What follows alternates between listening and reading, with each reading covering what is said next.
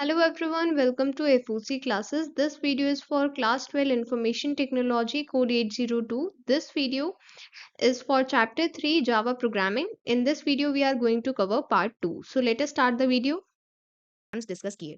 तो अभी तक हमें जो भी टास्क परफॉर्म करना था वो हमने मेन मेथड के अंदर लिखा था, राइट? जो भी हम स्टेटमेंट्स लिख रहे थे वो अभी तक हम मेन मेथड में लिख रहे थे। तो बेसिकली उस मेथड में हमने क्या किया था, हमने ब्लॉक ऑफ स्टेटमेंट का मतलब है कि एक से ज्यादा स्टेटमेंट्स को एक साथ ग्रुप करके लिखते हैं ताकि हम उससे कोई स्पेसिफिक टास्क परफॉर्म कर सकें। जैसे अगर हमें कुछ स्टेटमेंट प्रिंट करनी है या फिर हमें एक लूप रन करना है, तो उसके लिए जो हम सेट ऑफ स्टेटमेंट लिख रहे हैं हम उसी को ब्लॉक ऑफ स्टेटमेंट कहते हैं। एंड हर बार जब भी हम कोई स्टेटमेंट लिखते हैं तो हम हमारा कोई एक स्पेसिफिक पर्पस है, हमारा कोई स्पेसिफिक टास्क है, वो हम कंप्लीट कराना चाहते हैं, इसलिए हम वो स्टेटमेंट्स लिखते हैं, ठीक है? तो अब बेसिकली सपोज करते हैं कि हमें एक स्पेसिफिक टास्क कराना है और मैं मानती हूँ कि मुझे उसे बार-बार कराना है। फॉर एग्जांपल मैंने एक ऐसा प्रोग्राम बनाया है जिसमें मुझे बार-बार एरिया कैलकुलेट करने की रिक्वायरमेंट होगी, ठीक है? तो सपोज करते हैं कि मैं रेक्टेंगल का एरिया कैलकुलेट करना चाहती हूँ। देखिए कई बार ऐसा होता है कि हमारे पास ऑलरेडी मेथड डिफाइंड होते हैं। जैसे आपने देखा था हमने system.out.println कितनी बार यूज़ किया है, राइट? system.out.println हमने कई बार यूज़ किया, किस लिए? ताकि हम स्टेटमेंट्स को प्रिंट कर सकें। हमें ये चीज़ अच्छे से पता है कि जब हम ये मेथड यूज़ करेंगे तो वो प्रिंट ही करेगा। मतलब उसका पहले से ही डेडिकेटेड टास्क असाइन्ड है कि जब भी आपने इस मेथड को यूज़ किया तो उसका काम प्रिंट करना ही है। उसके लिए आपको और कुछ नहीं लिखना है स्टेटमेंट जिसकी हेल्प से प्रिंट किया जाएगा। बस आपने इस मेथड को यूज़ किया और वो प्रिंट हो जाएगा। तो ये जो स्पेसिफिक टास्क हमने इस मेथड को दिया है, इसी तरह से हम चाहते हैं कि हम और भी मेथड बनाएँ जहाँ पर हम स्पेसिफिक टास्क करवा पाएँ। तो जो टास्क आप खुद से कराना चाहते हैं, उसके लिए आप खुद से एक मेथड बना सकते हैं, ठीक है?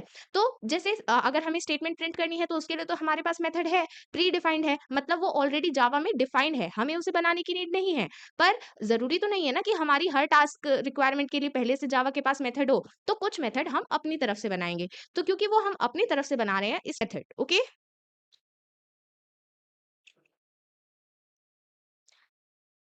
यहाँ पर अब हम मेन मेथड के बारे में भी डिस्कशन कर लेते हैं क्योंकि अभी तक जितनी भी क्लासेस हमने देखी हैं उस उन सभी में जो भी प्रोग्राम्स हमने बनाए उसमें क्या था, मेन मेथड में हम अपने स्टेटमेंट्स को लिख रहे थे, राइट? यहाँ पर अब हम ये समझने वाले हैं कि ये मेन मेथड एक्चुअल में है क्या। ऑलरेडी हमने इसका डिस्कशन किया है, पर काफी स्टूडेंट्स को डाउट रहता है कि मेथड और मेन मेथड के बीच में क्या डिफरेंस है। तो देखिए मैंने आपको समझाया कि जब हम मेथड की बात कर रहे हैं तो उसका एक स्पेसिफिक टास्क होता है, पर स्पेशली जब मेन मेथड की बात की जाएगी तो ये एक स्पेशल मेथड है जो एक जावा एप्लीकेशन के पास होना ही चाहिए ताकि हम उसे रन कर पाएँ। अगर आप एक प्रोग्राम को रन करेंगे तो जो उसमें मेन मेथड की स्टेटमेंट्स हैं वही सबसे पहले एग्जीक्यूट की जाती हैं। तो ये एक तरह का स्टार्टिंग पॉइंट होता है या फिर एंट्री पॉइंट होता है हर एक प्रोग्राम के लिए। तो अगर ये मेन मेथड है तभी आपको उस प्रोग्राम का आउटपुट शो होता है, ठीक है? यहाँ पर मेन मेथड में हम वो स्टेटमेंट्स लिखते हैं जो हमें एग्जीक्यूट करनी है। बट इसके अलावा अगर हम कोई मेथड बनाना चाहते हैं जिससे कोई स्पेसिफिक टास्क परफॉर्म हो पाए, तो वो हमें कहाँ पर बनाना होगा? वो हमें बनाना होगा क्लास में। तो इसलिए आप कोई भी मेथड बनाएँगे तो वो आप मेन मेथड से पहले इस क्लास में बनाएँगे, ठीक है?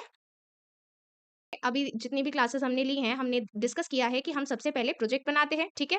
प्रोजेक्ट में पैकेज होते हैं, सोर्स पैकेज में ही हमारे पास डिफरेंट फाइल्स होती हैं। ये जो आपको फाइल्स दिख रही हैं, इन्हें ही हम जावा प्रोग्राम कहते हैं, ठीक है? ये हमारा एक जावा प्रोग्राम है, ये दूसरा है, ये तीसरा है, ठीक है? तो अब देखिए यहाँ पर आप एक चीज़ ध्यान रखिएगा कि कभी-कभी हम ऐसा करते हैं, हम मेन मेथड क्रिएट नहीं करते, तो उस केस में क्या होता है कि हमें फाइल के आगे मेन क्लास लिखा हुआ शो नहीं होता है। तो मेन क्लास लिखा हुआ कब शो हो पाएगा? जब हम उसमें मेन मेथड क्रिएट करते हैं, ठीक है? तो इसलिए अगर आपको कोई भी प्रोग्राम रन करना है, तो वहाँ पर मेन मेथड का होना ज़रूरी है, ठीक है? यहाँ पर हम जो भी फाइल क्रिएट करेंगे, उसे रन करने के लिए हमें मेन मेथड भी वहाँ पर लिखना होगा। और अगर आपको कोई स्पेसिफिक टास्क परफॉर्म करने के लिए मेथड लिखना है, तो वो आप यूजर डिफाइंड मेथड की तरह से लिखेंगे, ठीक है? Now let us come to the topic user defined method. अभी तक हमने ये समझा कि मेथड क्या है और जो मेन मेथड है वो क्या है। अब हम एग्जैक्टली यूजर डिफाइंड मेथड को डिस्कस करेंगे, ठीक है?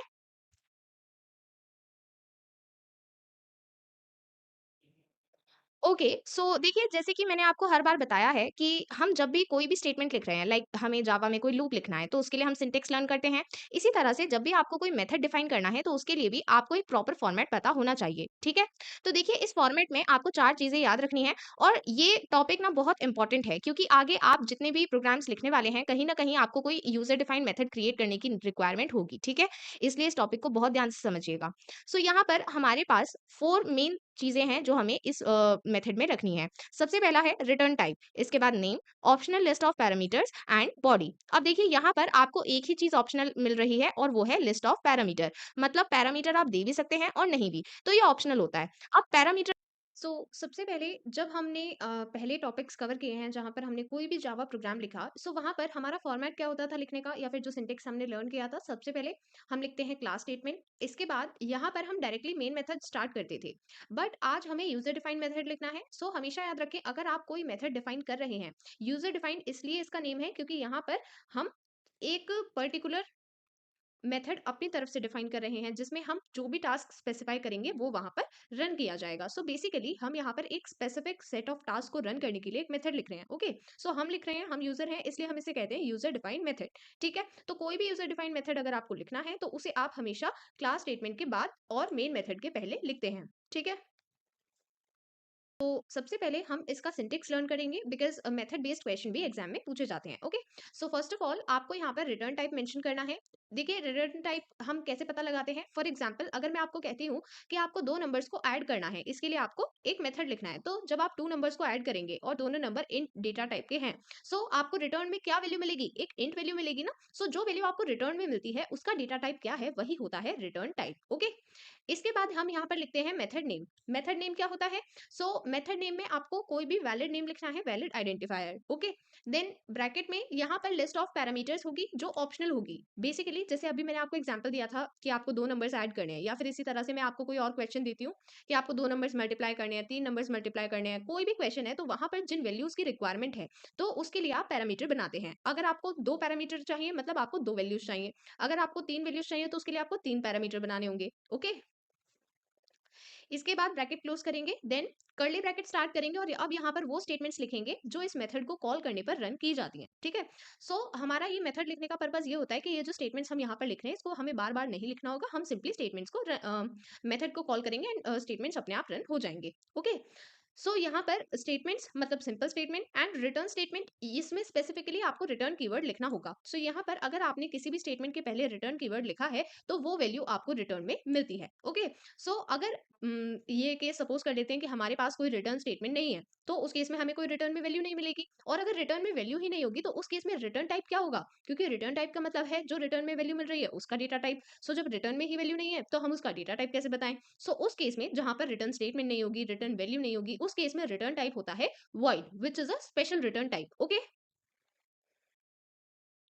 And then close the curly bracket. ये हमने यूजर डिफाइंड मेथड कंप्लीट कर लिया है। अगर आपसे सिर्फ मेथड लिखने को कहा जाता है तो आप इतना भी लिख सकते हैं। ठीक है, एंड देन हमें इस मेथड को यूज करने के लिए इसे कॉल करना होगा और हम इसे कॉल कहाँ पर कर सकते हैं? In the main method. Okay, तो अब हम यहाँ पर मेन मेथड लिखेंगे और यहाँ पर जो स्टेटमेंट्स लिखे जाएंगे वहीं पर हमें इस मेथड को कॉल करना होगा। ओके, ये हमने सिंटेक्स देखा है। इसके बाद हमने यहाँ पर ये मेन मेथड को क्लोज किया है और यहाँ पर क्लास को क्लोज किया है। ठीक है, ये हमने सिर्फ, आप हमेशा ये याद रखिएगा कि जब भी हम कोई यूजर डिफाइंड मेथड बनाते हैं तो हमें उसे कॉल करना होगा। कॉल करने का क्या मतलब है? सपोज करते हैं कि आपने एक नोटबुक बनाई है, एक रियल लाइफ का एग्जांपल लेते हैं। ठीक है, आपने एक कॉपी बनाई है जिसमें आपने आईटी के नोट्स लिखे हैं। ठीक है, आपको जब भी वो नोट्स याद करने हैं, उसमें से कुछ देखना है, तो आप क्या करेंगे? आप उस कॉपी को उठाएंगे, उसे खोलेंगे। ठीक है, आपने वो कॉपी ऑलरेडी बनाई हुई है, पर उसे यूज़ करने के लिए आपको उसे खोलना तो होगा ना, आपको उसके पास जाना तो होगा।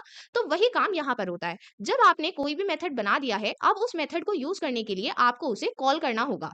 ठीक है? तो इसलिए कॉलिंग को हम इन्वोकिंग भी कहते हैं।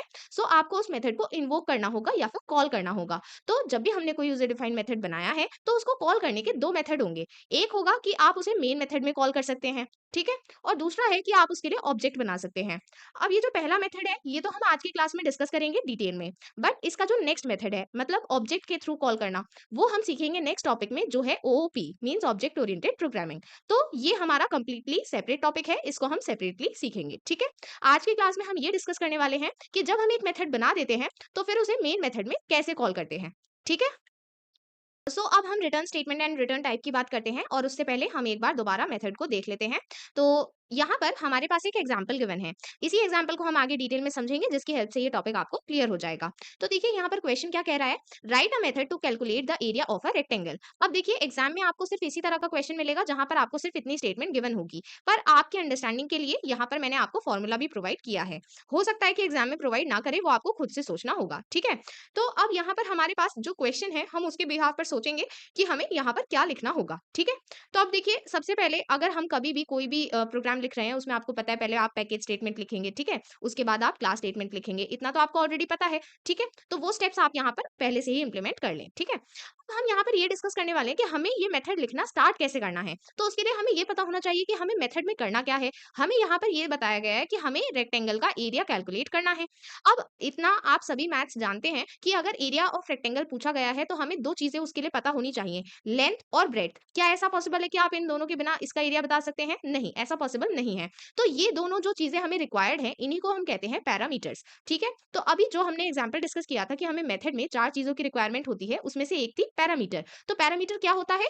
जो चीज़ें हमें उस मेथड में कैलकुलेशन के लिए रिक्वायर्ड हैं, मतलब जो भी हम उस मेथड से निकालना चाहते हैं, उसके लिए जो भी इनपुट्स रिक्वायर्ड होंगे, तो उन्हीं को हम कहते हैं पैरामीटर, ठीक है? तो यहाँ पर जैसे हमसे रेक्टेंगल का एरिया पूछा गया है, तो रेक्टेंगल का एरिया कैलकुलेट करने के लिए हमें लेंथ और ब्रेड्थ चाहिए। उसी तरह से अगर मैं आपसे कहती हूँ कि आपको सर्कल का एरिया बताना है, तो उसमें आपको पता है कि रेडियस की रिक्वायरमेंट होगी, तो उसमें रेडियस पैरामीटर होगा। अब इसी तरह से अगर मैं आपसे कहूँ कि स्क्वायर का एरिया कैलकुलेट करना है, तो उसमें आपको साइड की रिक्वायरमेंट होगी, तो उसमें साइड पैरामीटर होगा। तो इस तरह से जब भी आपको कोई क्वेश्चन दिया जाएगा, तो आपको उसमें पैरामीटर किस बिहाफ पर सोचना है कि जो भी मैं चीज़ कैलकुलेट यहाँ पर कर रहा हूँ, उस चीज़ में मुझे किस चीज़ की रिक्वायरमेंट है, ठीक है? तो अगर एरिया ऑफ रेक्टेंगल पूछा गया है, तो मुझे लेंथ और ब्रेड्थ की रिक्वायरमेंट है, इसका मतलब यही पैरामीटर है, ठीक है? अब यहाँ पर एक और चीज़ सोचने वाली है कि जब हम लेंथ और ब्रेड्थ की बात कर रहे हैं, तो जैसे सपोज़ करते हैं हमारे पास लेंथ आई है सपोज़ करते हैं 3 है और ब्रेड्थ है 4, ठीक है? तो अब यहाँ पर आप मुझे ये बताइए कि ये जो लेंथ और ब्रेड्थ है, अगर मैंने 3 और 4 माने हैं, तो ये कौन सा डेटा टाइप हुआ? ये हुआ इंट, राइट? तो अगर मैं इंट की वैल्यूज़ को मल्टीप्लाई कर रही हूँ, तो मुझे जो रिटर्न में आंसर मिलेगा, उसका डेटा टाइप क्या होगा? वो भी तो इंट होगा ना? तो इसलिए आप ये बात ध्यान रखें कि जब हम यहाँ पर मेथड लिख रहे हैं तो हमें ये भी बताना होगा कि उसका रिटर्न टाइप क्या है। अब रिटर्न टाइप का क्या मतलब है? बेसिकली हम ये जो प्रोग्राम लिख रहे हैं, इस प्रोग्राम को लिखने का क्या पर्पस है? हमें एरिया ऑफ रेक्टेंगल कैलकुलेट करना है, मतलब हमें रिटर्न में एरिया चाहिए। तो बेसिकली ये पूरा प्रोग्राम लिखा जा रहा है ताकि हमें रिटर्न में एरिया मिल पाए। तो जो हम रिटर्न में वैल्यू एक्सेप्ट करने वाले हैं, उसका क्या डेटा टाइप है, उसे ही हम कहते हैं रिटर्न टाइप, ठीक है? तो इसलिए यहाँ पर रिटर्न टाइप का मतलब है कि जो वैल्यू हमें मिलने वाली है, उसका टाइप क्या है? टाइप मतलब डेटा टाइप, वही होता है रिटर्न टाइप, ठीक है? और ये रिलेटेड है रिटर्न स्टेटमेंट से कैसे? जो वैल्यू हमें वापस मिलने वाली है, वो वैल्यू हमें कैसे मिलेगी? मतलब एग्ज़ैक्टली उस वैल्यू को हम कैसे कैलकुलेट करेंगे, ये हम बताते हैं रिटर्न स्टेटमेंट में, ठीक है? तो जो भी स्टेटमेंट ये बता रही है कि वैल्यू कैसे मिलने वाली है, उसके पहले आप रिटर्न कीवर्ड लगा देंगे, ठीक है? तो अब हमें ये दोनों कांसेप्ट क्लियर है, रिटर्न स्टेटमेंट क्या है और रिटर्न टाइप क्या है, ठीक है? तो अब आप प्रोग्राम बनाएँगे। अब प्रोग्राम को बनाने के लिए सबसे पहले हमें पता है कि जो हमारा एक्सिस्टिंग प्रोजेक्ट है, हम उसी में एक न्यू प्रोग्राम बना लेंगे, ठीक है? कैसे बनाना है, ये मैंने आपको पहले के वीडियोज़ में भी गाइड किया है, इसलिए आप खुद बनाएँगे। सो इस तरह से सबसे पहले हमारे पास पैकेज स्टेटमेंट लिखी हुई है और फिर क्लास स्टेटमेंट लिखी हुई है, ठीक है? मैंने आपको बताया था कि हम यूजर डिफाइंड मेथड कहाँ पर बनाएंगे? मेन मेथड स्टार्ट करने से पहले बनाना है, ठीक है? तो इसलिए यहाँ पर क्लास के बाद आपको डायरेक्टली मेन मेथड स्टार्ट नहीं करना है, आपको पहले यूजर डिफाइंड मेथड लिखना होगा, ठीक है? अब चलिए यूजर डिफाइंड मेथड को लिखते हैं। तो देखिए ये जितनी इमेजेस हैं इसमें ये थोड़ा सा एरर है, यहाँ पर इंट है बट ये मैंने आगे की इमेजेस में करेक्ट कर दिया है। ये करेक्ट प्रोग्राम है तो हम यहीं पर डिस्कस कर लेते हैं, ठीक है? सो यहाँ पर हमने इंट लिखा है और इंट के पहले स्टैटिक भी लिखा हुआ है। तो स्टैटिक लिखने का क्या पर्पस है ये हम डिस्कस करेंगे। अभी के लिए आप ये मानिए कि स्टैटिक नहीं लिखा, ठीक है? हमने जो फॉर्मेट डिस्कस किया है हम वही अभी समझ रहे हैं यहाँ पर। सो यहाँ पर इंट लिखा हुआ है, ठीक है?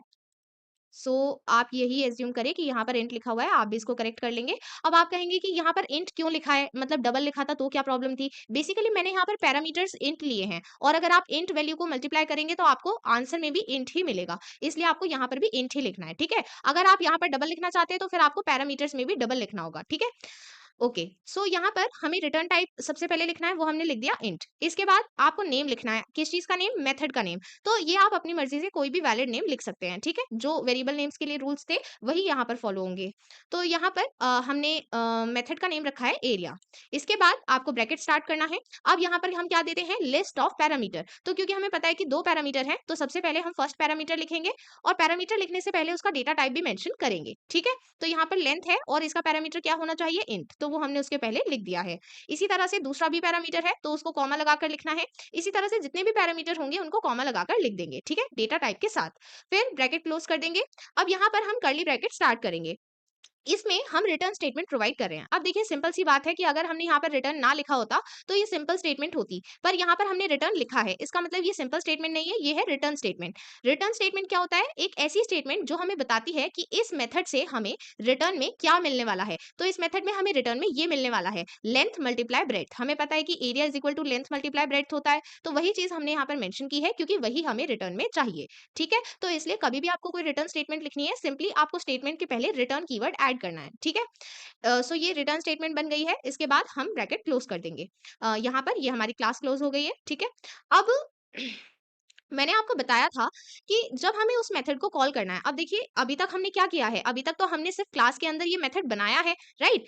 जैसे आप अपनी कॉपी के अंदर अपने नोट्स बना लेते हैं, अभी तक आपने सिर्फ नोट्स को बनाया है, अभी आपको उन्हें यूज करना है। तो यूज करने के लिए क्या करना है? कॉल करना है। तो यहाँ पर हमें कॉल करना होगा मेथड को, और जिसके लिए हमारे पास दो वेज हैं। ये दूसरा वाला हम आगे आने वाली क्लासेस में डिस्कस करेंगे। आज की क्लास में हम सीख रहे हैं कि मेन मेथड की हेल्प से कैसे कॉल करते हैं। तो जब हमने ये बना लिया है, अब हम क्या करने वाले हैं, यहाँ पर अगेन यहाँ पर ये इंट लिखा हुआ है, इसे करेक्ट करेंगे। ठीक है, सो यहाँ पर हम क्या करने वाले हैं, जो हमने मेथड लिखा है इसके पहले एक कीवर्ड ऐड करेंगे स्टैटिक। अब ये स्टैटिक हमने क्यों लिखा है, इस चीज पर ध्यान दीजिएगा, और ये आपसे क्वेश्चन भी पूछा जा सकता है। तो बेसिकली जब भी हम कोई यूजर डिफाइंड मेथड बनाते हैं तो उसे कॉल या इन्वोक करने के लिए हमें उसके आगे स्टैटिक यूज करना होगा, ताकि हम उसे मेन मेथड के थ्रू कॉल या इन्वोक कर सकें। ठीक है, सो यहाँ पर ये स्टैटिक कीवर्ड इसलिए लिखा हुआ है ताकि हम इसे मेन मेथड के थ्रू कॉल कर पाए। ठीक है, अगर हम ये स्टैटिक नहीं लिखेंगे तो हम उसे मेन मेथड के थ्रू कॉल नहीं कर पाएंगे। ठीक है, तो इसलिए यहाँ पर क्योंकि हमें इसे कॉल करना है, इसलिए हमें इसके पहले स्टैटिक लगाना होगा। तो जब भी आपको यूजर डिफाइंड मेथड बनाए तो उसे लिखने से पहले आप स्टैटिक कीवर्ड लगाएंगे। ठीक है, अब हम ये देखिए इतना पोर्शन तो हमने डिस्कस कर लिया है। ठीक है, अब हम क्या करने वाले हैं, मेन मेथड स्टार्ट करेंगे। तो मेन मेथड स्टार्ट करने के लिए स्टेटमेंट हमने लिखा है, फिर हम कर्ली ब्रैकेट स्टार्ट करेंगे। अब आप जानते हैं कि जो स्टेटमेंट हम मेन मेथड में लिखते हैं वो एग्जीक्यूट होते हैं। तो यहाँ पर सबसे पहले हमने एक वेरिएबल डिक्लेयर किया है ए।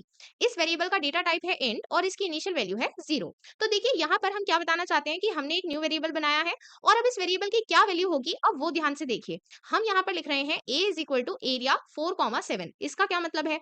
अब देखिए जहां पर हमने ये एरिया वर्ड लिखा है, आप इसे ध्यान से देखिए, ये एरिया क्या है, ये बेसिकली हमने इस मेथड को कॉल किया है। तो जैसे ही हम ये एरिया लिखेंगे तो बेसिकली होगा क्या, इस स्टेटमेंट की हेल्प से जो कंट्रोल है, मींस अभी तो ये स्टेटमेंट एग्जीक्यूट कर रही है, फिर जब ये स्टेटमेंट एग्जीक्यूट करेगी तो कंट्रोल चला जाएगा इस मेथड में। तो इस मेथड में कंट्रोल जाने पर क्या होगा, जो ये वैल्यूज गिवन है 4 और 7, ये आर्ग्यूमेंट है। आर्ग्यूमेंट मतलब जो पैरामीटर की वैल्यू होती है उसे हम आर्ग्यूमेंट कहते हैं। तो इन आर्ग्यूमेंट की वैल्यू कॉपी कर दी जाएगी पैरामीटर्स में, मतलब लेंथ को मिल जाएगी वैल्यू 4 और ब्रेड्थ को मिल जाएगी 7, और लेंथ को ही क्यों मिलेगी 4, क्योंकि वो पहले लिखा हुआ है, और ब्रेड्थ को बाद में, क्योंकि वो बाद में लिखा हुआ है। ठीक है, यहाँ पर लेंथ को 4 वैल्यू मिल जाएगी, ब्रेड्थ को 7 वैल्यू मिल जाएगी, और क्योंकि अब कंट्रोल यहाँ पर आ चुका है तो अब क्या होगा, ये स्टेटमेंट एग्जीक्यूट होगी। ये स्टेटमेंट क्यों एग्जीक्यूट हो रही है, क्योंकि कंट्रोल यहाँ पर आ चुका है। कंट्रोल कैसे आया, यहाँ पर हमने इस मेथड को कॉल किया। कॉल करने के लिए सिंपली आपको उसे लिखना है, ठीक है, पैरामीटर्स के साथ। तो हमने उसे कॉल कर लिया है, तो अब ये स्टेटमेंट एग्जीक्यूट होगी। तो यहाँ पर लेंथ मल्टीप्लाई ब्रेड्थ मतलब 4 मल्टीप्लाई 7 का आंसर आपको क्या मिलेगा, 28। तो ये जो रिटर्न 28 आ रहा है, अब ये रिटर्न 28 क्या करेगा, 28 वैल्यू रिटर्न कर देगा किसको, मेन मेथड को। तो बेसिकली यहाँ पर वैल्यू कैलकुलेट होकर रिटर्न में मिल जाएगी इस मेथड को। ठीक है, इसलिए हम ये रिटर्न कीवर्ड लिखते हैं ताकि हमें वैल्यू रिटर्न में मिल पाए। ठीक है, तो अब हमें यहाँ पर वैल्यू रिटर्न में मिल गई है, तो हम क्या करेंगे, अब हम उसे प्रिंट करना चाहते हैं। तो हमने यहाँ पर प्री डिफाइंड मेथड यूज किया है, system dot out dot print L, और फिर यहाँ पर एरिया इज इक्वल टू, ये एज इट इज प्रिंट हो जाएगा क्योंकि ये डबल कोट्स में लिखा है, और फिर इसके बाद एरिया की एक्चुअल वैल्यू प्रिंट हो जाएगी। ठीक है, तो इस तरह से हम यहाँ पर ये प्रोग्राम एग्जीक्यूट करने वाले हैं। अगर ये स्टेटमेंट किसी को समझ में नहीं आया है, दोबारा से सुन लीजिए। यहाँ पर जो डबल कोट्स में लिखा है वो एज इट इज मतलब जैसा दिख रहा है वैसा ही प्रिंट हो जाएगा, और इसके बाद ये जो प्लस सिंबल है इसकी हेल्प से हम सिर्फ इन्हें ज्वाइन कर रहे हैं, मतलब एक साथ लिख रहे हैं। और ये ए जो लिखा हुआ है ये क्योंकि बिना डबल कोट्स के है तो इसकी वैल्यू प्रिंट होगी, ना कि ए। ठीक है, यहाँ पर ए की एक्चुअल वैल्यू प्रिंट होगी। तो ए की एक्चुअल वैल्यू क्या आई है हमारे पास, 4 मल्टीप्लाई 7 28 आई है, तो यहाँ पर 28 प्रिंट हो जाएगा। So this is the output. ठीक है, एरिया इज इक्वल टू ऐसे ही प्रिंट हो गया है, और ए की जो वैल्यू थी 4 मल्टीप्लाई 7 28 वो हमें यहाँ पर मिल गई है। तो यहाँ पर हमें 28 वैल्यू कैसे मिल पाई है, इस चीज को दोबारा यहाँ पर एनालाइज कर सकते हैं। हमने यहाँ पर एरिया एक यूजर डिफाइंड मेथड बनाया है, ठीक है, फिर उसे हमने मेन मेथड के थ्रू कॉल किया। ये हमारा मेन मेथड है यहाँ पर, और इसकी हेल्प से हमने इसे कॉल किया है। तो जब हमें कॉल करना है तो हम क्या करेंगे, हम यहाँ पर मेन मेथड में उसको उसका नेम मेंशन कर देंगे। तो बेसिकली हम उसे कॉल कर रहे हैं। ठीक है, सो यहाँ पर हमने इस मेथड को कॉल किया और यहाँ पर हमें आंसर मिल गया है। Is this write a user defined method that returns product of two numbers? सबसे पहले हमें क्वेश्चन में क्लियरली गिवन है कि हमें एक मेथड लिखना है, ठीक है? और इस मेथड का मोटिव क्या है, इसमें हमें रिटर्न वैल्यू क्या प्रोवाइड करनी है, प्रोडक्ट ऑफ टू नंबर्स। अगर मैं आपसे दो नंबर्स का प्रोडक्ट मांग रही हूँ, तो उसमें पहले मुझे किस चीज की रिक्वायरमेंट होगी, टू नंबर्स की। यहाँ पर आपको सबसे पहले रिक्वायरमेंट आइडेंटिफाई करनी है। ओके, रिक्वायरमेंट है टू नंबर्स, इसका मतलब हम यहाँ पर टू पैरामीटर्स लेंगे। ओके, देन हमें यहाँ पर रिटर्न में प्रोडक्ट देना है, तो जो भी नंबर्स का डेटा टाइप होगा, अगर हम उन दोनों को मल्टीप्लाई कर रहे हैं, दोनों नंबर्स को, तो उसका आंसर जो होगा, मतलब रिटर्न वैल्यू, उसमें हमें डेटा टाइप क्या मिलेगा, वो भी वही होगा जो इन नंबर्स का डेटा टाइप है। ठीक है, तो अगर आप यहाँ पर इंट कंसिडर कर रहे हैं तो रिटर्न टाइप भी इंट होगा, अगर आप यहाँ पर डबल कंसिडर कर रहे हैं तो रिटर्न टाइप भी डबल होगा। ठीक है, तो सबसे पहले हमें क्या करना होगा, यहाँ पर क्लास स्टेटमेंट लिखनी होगी, राइट। अब यहाँ पर सबसे पहले हमें स्टैटिक कीवर्ड लिखना है। अब देखिए, आपको हमेशा याद रखना है, जो भी यूजर डिफाइंड मेथड होते हैं, मतलब जो आप अपनी तरफ से डिफाइन कर रहे हैं, ऐसे मेथड को कॉल करने के लिए टू वेज होते हैं। मैंने आपको थ्योरी क्लासेस में भी बताया है, हमारे पास यूजर डिफाइंड मेथड को कॉल करने के लिए टू वेज होते हैं। First way is using the static keyword.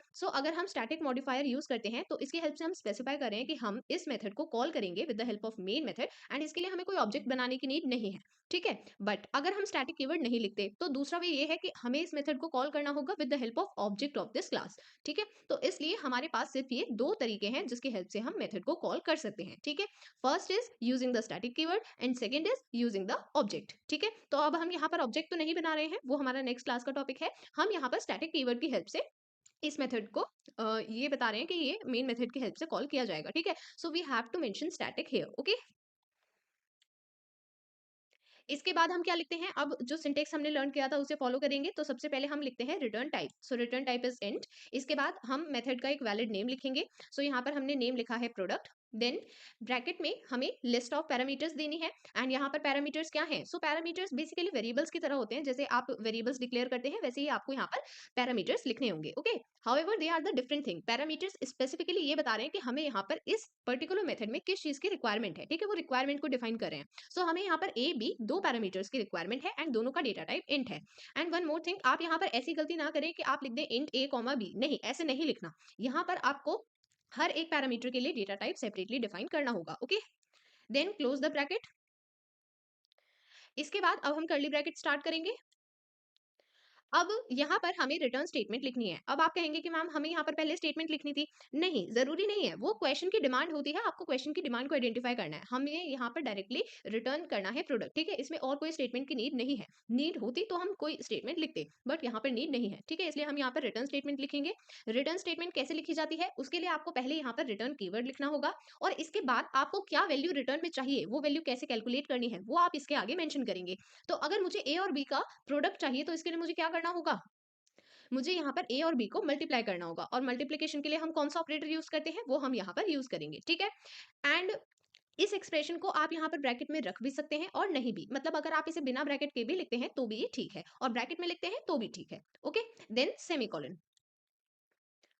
ये मेथड कंप्लीट हो गया है। इसके बाद कर्ली ब्रैकेट को क्लोज करेंगे। अब हम इस मेथड को कॉल करना चाहते हैं। तो देखिए, जो क्वेश्चन था, क्वेश्चन में सिर्फ इतना कहा गया था कि हमें मेथड लिखना है, और मेथड हमने यहाँ पर लिख दिया है। ठीक है, क्वेश्चन में ये डिफाइन नहीं है कि हमें इसे कॉल भी करना है, बट फिर भी हम यहाँ पर शो कर रहे हैं। ठीक है, तो अगर क्वेश्चन में नहीं भी पूछा गया और फिर भी आपने इसे कॉल करके शो कर दिया है, तो भी कोई प्रॉब्लम नहीं होगी। ठीक है, यहाँ पर हम कॉल कैसे करते हैं इस मेथड को, with the help of main method. तो सबसे पहले हम मेन मेथड डिफाइन करेंगे। इसके अंदर हमें वैल्यूज प्रोवाइड करनी होंगी। यहाँ पर मैंने ये वैल्यूज अलग अलग प्रोवाइड की हैं। लाइक मैंने लिखा है int result is equal to product n1 comma n2, means मैंने यहाँ पर ये दोनों वैल्यूज अलग अलग डिफाइन की हैं। हाउएवर आप यहाँ पर ये भी कर सकते हैं कि आप डायरेक्टली लिखें int result is equal to product 6 comma 4, means आप डायरेक्टली यहाँ पर वैल्यूज भी रख सकते हैं। ठीक है, मैंने इन वैल्यूज को अलग अलग वेरिएबल्स की तरह डिफाइन कर दिया है, बट आप इनको डायरेक्टली यहाँ पर भी रख सकते हैं, नो प्रॉब्लम। ओके,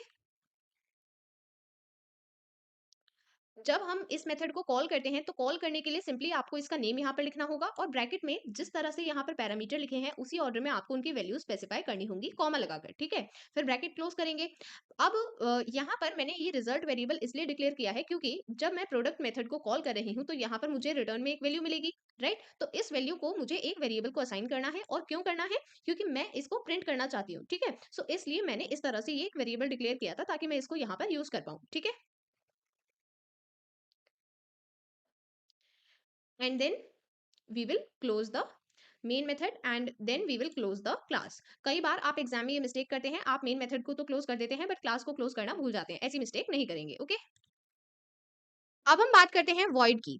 सो वॉइड क्या होता है? अब देखिए, मैंने आपको बताया कि अगर रिटर्न स्टेटमेंट है तो हमें रिटर्न टाइप मेंशन करना होगा। पर मान लेते हैं कि कोई रिटर्न स्टेटमेंट है ही नहीं, मतलब हमें रिटर्न में कोई वैल्यू ही नहीं मिल रही है। उस केस में हम क्या करेंगे? तो उस केस में आपको रिटर्न टाइप में वॉइड रखना है। तो ये वॉइड एक स्पेशल रिटर्न टाइप है जो आप तब यूज करेंगे जब मेथड कोई वैल्यू रिटर्न नहीं करता। ठीक है, तो जब हमारे पास कोई रिटर्न स्टेटमेंट ही नहीं है तो फिर हम रिटर्न टाइप देंगे क्या? तो इसलिए हम यहाँ पर वॉइड लिखते हैं। ठीक है, तो ये एक एग्जांपल है जहां पर हमने सबसे पहले पैकेज स्टेटमेंट लिखी, फिर हमने क्लास स्टेटमेंट लिखी है। अब जब हमें यूजर डिफाइंड मेथड बनाना है तो सबसे पहले तो हम स्टैटिक लिखते हैं। ठीक है, फिर यहाँ पर रिटर्न टाइप की जगह हमने वॉइड लिखा है क्योंकि इस मेथड के पास कोई रिटर्न स्टेटमेंट नहीं है। यहाँ पर हमें रिटर्न में कोई वैल्यू नहीं मिलेगी, इसलिए यहाँ पर हम क्या लिखने वाले हैं? Return type void. यहाँ पर मेथड का नेम लिखना है और फिर ब्रैकेट में हम क्या लिखते हैं? List of parameter. यहाँ पर हमारे पास एक ही पैरामीटर है मैसेज और उसका डेटा टाइप है स्ट्रिंग। इसके बाद ब्रैकेट्स स्टार्ट करेंगे और बॉडी लिखेंगे। तो यहाँ पर हमें एक मेथड लिखना है system dot out dot print L N. हम इस मैसेज को प्रिंट करना चाहते हैं तो हमने उसके लिए स्टेटमेंट लिख दी है। ठीक है, अब मेन मेथड में हम इस प्रोग्राम को सॉरी इस मेथड को कॉल करेंगे। तो मेथड को कॉल करने के लिए हमें क्या करना है? सिंपली हमें उसका नेम यहाँ पर यूज करना है और फिर ब्रैकेट में यहाँ पर पैरामीटर की वैल्यू प्रोवाइड करनी है। ठीक है, मतलब आर्गुमेंट लिखना है। तो यहाँ पर हमने आर्गुमेंट लिख दिया है। अब ये कॉपी हो जाएगा उस मैसेज में। यहाँ आंसर में हमें कुछ इस तरह से लिखा हुआ मिलेगा, the message is this is a secret message. ये हमें प्रिंट होकर मिल जाएगा। ठीक है, एंड ऐसा क्यों होगा? क्योंकि यहाँ पर ये जो मेथड है इसकी हेल्प से ये प्रिंट हो जाएगी स्टेटमेंट। ठीक है, okay, pick string manipulation. So string manipulation का क्या मतलब है? हम स्ट्रिंग क्लास में प्रेजेंट कुछ मेथड्स यूज करने वाले हैं ताकि हम स्ट्रिंग पर डिफरेंट मेथड्स अप्लाई कर पाएं। सो यहाँ पर सबसे पहले स्ट्रिंग क्लास, क्योंकि एक प्री बिल्ट क्लास है तो इसके बारे में थोड़ी सी इन्फॉर्मेशन हमें पता होनी चाहिए। जैसे ये क्लास अवेलेबल होती है जावा डॉट लैंग पैकेज में।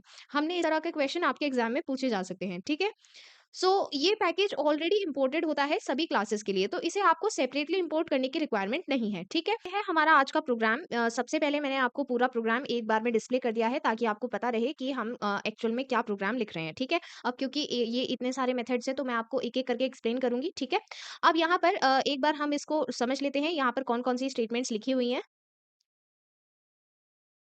तो सबसे पहले हमने लिखा है पैकेज स्टेटमेंट, इसके बाद क्लास स्टेटमेंट और इसके बाद मेन मेथड स्टेटमेंट। फिर हमने ये जो स्टेटमेंट लिखी है इसकी हेल्प से हमने एक वेरिएबल डिक्लेयर किया है माई स्ट्रिंग, जिसका डेटा टाइप है स्ट्रिंग और इसकी वैल्यू है हेलो वर्ल्ड। ये हमने डबल कोट्स में इसलिए मेंशन की है क्योंकि जो भी स्ट्रिंग वैल्यूज हम प्रोवाइड करते हैं जावा में वो डबल कोट्स में लिखी जाती हैं। ठीक है, सो ये कुछ बेसिक रूल्स हैं जो आपको पता होने चाहिए। एंड यस, पहले हम ये स्ट्रिंग ऑलरेडी डिफाइन कर चुके हैं, हम इसके ऊपर अलग-अलग मेथड्स अप्लाई करने वाले हैं। ठीक है, तो सबसे पहले हम यहाँ पर मेथड अप्लाई करेंगे अपर केस।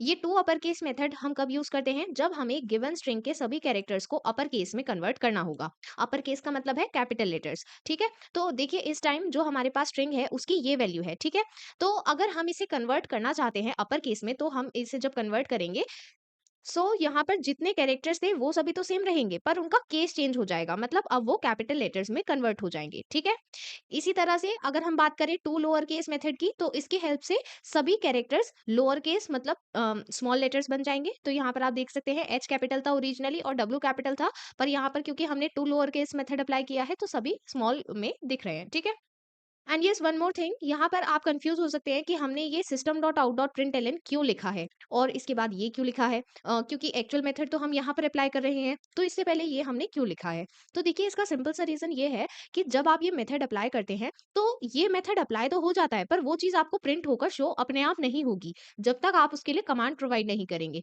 तो वो चीज हमें शो भी हो जाए इसलिए हमने system dot out dot print L method का यूज किया है। ठीक है, यहाँ पर इसके बाद हमने डबल कोट्स के बीच में ये अपर केस इसलिए लिखा है ताकि आपको आउटपुट पे ये पता चले कि हमने यहाँ पर क्या चीज इंडिकेट करने की कोशिश की है। ठीक है, तो आपको आउटपुट अच्छे से समझाने के लिए मैंने इस चीज को प्रिंट भी किया है और यहाँ पर अपर केस लोअर केस ये सभी चीजें लिखी हैं ताकि आपको पता रहे कि ये आउटपुट किस चीज के लिए शो हो रहा है। ठीक है, so that is why I have written this. Okay, यहाँ तक तो आप समझ गए। अब इसके बाद हमें कैसे लिखना है, तो क्योंकि हम जॉइनिंग करेंगे तो इसलिए हमें यहाँ पर प्लस ऑपरेटर लगाना होगा। इसके बाद आपको लिखना है जो भी हमारे वेरिएबल का नेम है, तो हमारे वेरिएबल का नेम है माय स्ट्रिंग, तो यहाँ पर हमने लिखा है माय स्ट्रिंग। इसके बाद डॉट ऑपरेटर लगाएंगे और मेथड का नेम लिखेंगे। मेथड का नेम आप बहुत ध्यान से लिखें, क्योंकि कभी-कभी आप केस को भूल जाते हैं। तो यहाँ पर आपको याद रखना है टी स्मॉल है, यू कैपिटल है, सी कैपिटल है, ठीक है? ये चीज़ें ध्यान में रखें। सो इस तरह से लिखना है, और यहाँ पर जो ब्रैकेट यूज़ किए जा रहे हैं वो एम्प्टी लीव करने हैं, ठीक है? तो यहाँ पर इस तरह से आपको ये मेथड मेंशन करना है। Similarly to lower case method use करेंगे। यहाँ तक स्ट्रिंग यहाँ पर शो हो रही है, ताकि आपको पता रहे कि हम ये मेथड अप्लाई कर रहे हैं तो उसका रिजल्ट कैसे मिलेगा। अब हम बात करने वाले हैं कैर एट मेथड के बारे में। सो कैर एट मेथड तब यूज किया जाता है जब हमें गिवन इंडेक्स पर कैरेक्टर देखना है। मतलब जैसे हमने यहाँ पर लिखा है कैर एट 5। तो एक और बात, यहाँ पर ये जो आपको ग्रे कलर में लिखा हुआ दिखाई दे रहा है, आप देख सकते हैं ये चीज ब्लैक में है और ये चीज ग्रे में है। तो ये जो ग्रे में है ये मैंने लिखी नहीं है, ये सिर्फ जो नेटबीन्स है वो आपकी अंडरस्टैंडिंग के लिए डिस्प्ले करता है, ठीक है? वो आपको ये बताता है कि यहाँ पर कौन से पैरामीटर की वैल्यू लिखी हुई है, ठीक है? ये चीज आपको अपने टेक्स्ट में नहीं लिखनी है। जब आप कोई भी मेथड लिख रहे होंगे उसमें आपको ये एक्चुअल में लिखना नहीं है, ठीक है? सो यहाँ पर जितनी भी चीज़ें ग्रे में हैं वो आपको नहीं लिखनी, ओके? सो यहाँ पर हम सबसे पहले बात कर रहे हैं कैरेट मेथड की, तो ये हम तब यूज़ करेंगे जब हमें गिवन इंडेक्स पर कैरेक्टर देखना है। मीन्स हम ये चाहते हैं कि माय स्ट्रिंग वेरिएबल की जो वैल्यू है उसमें 5 इंडेक्स पर जो कैरेक्टर है हमें वो देखना है, ठीक है? उसके लिए हम ये मेथड यूज़ करेंगे।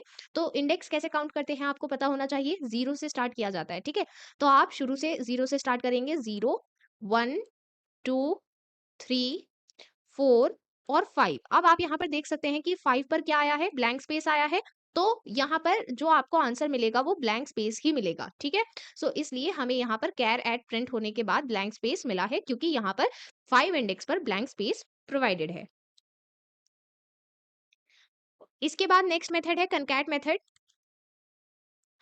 कनकैट मेथड तब यूज करते हैं जब हमें गिवन स्ट्रिंग को दूसरी स्ट्रिंग के साथ ज्वाइन करना है। तो कनकैटिनेशन का मतलब होता है ज्वाइनिंग। ज्वाइनिंग मतलब हमें दो स्ट्रिंग्स को ज्वाइन करना है, मतलब उन्हें एक साथ डिस्प्ले करना है, ठीक है? सो यहाँ पर हम माय स्ट्रिंग के साथ ये जो गिवन स्ट्रिंग है इसे ज्वाइन करना चाहते हैं। तो यहाँ पर आपको सिंपली क्या करना है, माय स्ट्रिंग डॉट कनकैट और फिर ब्रैकेट में डबल कोट्स में आप वो स्ट्रिंग लिख देंगे जो आपको ज्वाइन करनी है, ठीक है? यहाँ पर माय स्ट्रिंग की जो वैल्यू है हेलो वर्ल्ड, इसके साथ ये चीज कनकैट हो जाएगी, मतलब जॉइन हो जाएगी। तो आप देख सकते हैं इसका रिजल्ट हमें क्या मिला है। क्योंकि सबसे पहले हमने लिखा था system dot out dot print L N, तो ये जो कनकैट हमने डबल कोट्स में लिखा है ये एज इट इज प्रिंट हो जाएगा, ठीक है? फिर इसके बाद माई स्ट्रिंग डॉट कनकैट बाय, तो सबसे पहले तो माई स्ट्रिंग प्रिंट हो जाएगी हेलो वर्ल्ड, और फिर इसके बाद कनकैटिनेशन की वजह से बाय यहाँ पर इसके आगे ज्वाइन हो जाएगा, ठीक है? सो इस तरह से इसके बाद नेक्स्ट है कंटेन्स मेथड। कंटेन्स मेथड हम तब यूज़ करते हैं जब हमें चेक करना है कि जो हमने स्ट्रिंग प्रोवाइड की है क्या वो इस स्ट्रिंग में आती है। जैसे यहाँ पर मैं चेक करना चाहती हूँ कि क्या माय स्ट्रिंग में WOR ये स्ट्रिंग प्रेजेंट है या फिर नहीं। ये चीज़ चेक करने के लिए मैं कंटेन्स मेथड यूज़ करूंगी। यहाँ पर आपको इसका रिजल्ट सिर्फ ट्रू या फॉल्स में मिलता है। अगर ये स्ट्रिंग प्रेजेंट है तो ट्रू मिलेगा और अगर नहीं है तो फॉल्स मिलेगा। यहाँ पर WOR आप देख सकते हैं ये स्ट्रिंग यहाँ पर प्रेजेंट है, तो आपको आंसर मिलेगा ट्रू, ठीक है? इसके बाद next my string dot ends with. अब हम एंड्स विद मेथड की बात कर रहे हैं। ये हम तब यूज करते हैं जब हमें चेक करना है कि क्या गिवन स्ट्रिंग जो हमने स्ट्रिंग प्रोवाइड की है इसके साथ एंड होती है। ये चीज चेक करने के लिए हम एंड्स विद मेथड यूज करेंगे। बेसिकली हम ये चेक कर रहे हैं कि ये जो स्ट्रिंग है ये इसका सफिक्स ये है या फिर नहीं। तो यहाँ पर हमने लिखा है RLD, तो आपको ये चेक करना होगा कि जो गिवन स्ट्रिंग है क्या इसके एंड में RLD प्रेजेंट है या फिर नहीं। तो हम यहाँ पर देख सकते हैं है, तो इसलिए हमें इसका आंसर मिलेगा ट्रू। और अगर यहाँ पर ये प्रेजेंट नहीं होती तो हमें आंसर क्या मिलता, फॉल्स, ठीक है? तो आप इन सभी मेथड्स को लिखते हुए बहुत ज़्यादा ध्यान रखें, क्योंकि कभी-कभी आप जो केस होता है उसको भूल जाते हैं। जैसे यहाँ पर ए कैपिटल है कैरेट में, देन एंड्स विद में डब्ल्यू कैपिटल है, इस चीज़ का ध्यान रखेंगे, ठीक है? नेक्स्ट इक्वल्स मेथड, ये हम तब यूज़ करते हैं जब हमें कंपेयर करना है गिवन स्ट्रिंग को। मतलब हमें यहाँ पर एक स्ट्रिंग गिवन होगी और हमें इसे कंपेयर करना है इस स्ट्रिंग के साथ कि क्या ये दोनों इक्वल हैं। इक्वल होने का मतलब है कि हम उनके कैरेक्टर्स को चेक करेंगे। यहाँ पर उन दोनों के कैरेक्टर सेम होने चाहिए। और जब हम इक्वल्स मेथड की बात करते हैं तो एक और चीज का ध्यान रखेंगे, यहाँ पर केस भी सेम होना चाहिए। मतलब अगर किसी लेटर का केस डिफरेंट हुआ, कोई लेटर कैपिटल में है और वो हमें यहाँ पर स्मॉल में गिवन है, तो वो केस मैच नहीं होगा, इसका मतलब वो इक्वल नहीं है। ठीक है, तो इसलिए इक्वल होने के लिए आपको दो चीजें चेक करनी होंगी। सबसे पहला लेटर सेम होना चाहिए और दूसरा उसका केस भी सेम होना चाहिए। ठीक है, पर क्योंकि यहाँ पर आप देख सकते हैं कि लेटर्स तो सेम है पर केस डिफरेंट है, जो एच है उसका केस डिफरेंट है, इस वजह से आपको यहाँ पर आंसर क्या मिलेगा, फॉल्स मिलेगा। अगर यहाँ पर एग्जैक्टली सेम स्ट्रिंग गिवन होती, उसका केस भी सेम होता, उस केस में आपको रिजल्ट ट्रू मिलता। ठीक है, then next method is equals ignore case. ये हम तब यूज करते हैं जब हमें केस को इग्नोर करते हुए कंपैरिजन करना है। मतलब अब हम ये तो चेक कर रहे हैं कि लेटर सेम होने चाहिए, पर हम केस को इग्नोर कर रहे हैं, केस सेम हो या ना हो, वो हमें बस इतना चेक करना है कि लेटर सेम होने चाहिए। ठीक है, सो यहाँ पर आप देख सकते हैं जो हमने स्ट्रिंग प्रोवाइड की है, इसमें जो एच है उसका केस सेम नहीं है, पर यहाँ पर कैरेक्टर्स तो एग्जैक्टली सेम है। जो हमने कैरेक्टर्स यहाँ पर लिखे हैं इंक्लूडिंग स्पेस, वो एज इट इज यहाँ पर लिखे हुए हैं। सो यहाँ पर हमें बस यही देखना है कि सेम कैरेक्टर्स गिवन होने चाहिए, केस कुछ भी हो सकता है। ठीक है, जब हम लिख रहे हैं इक्वल्स इग्नोर केस मेथड। ठीक है, तो यहाँ पर केस इग्नोर कर दिया जाएगा, इसलिए हमें आंसर मिला है ट्रू, क्योंकि यहाँ पर वो सभी कैरेक्टर्स प्रेजेंट हैं जो यहाँ पर प्रेजेंट है। ठीक है,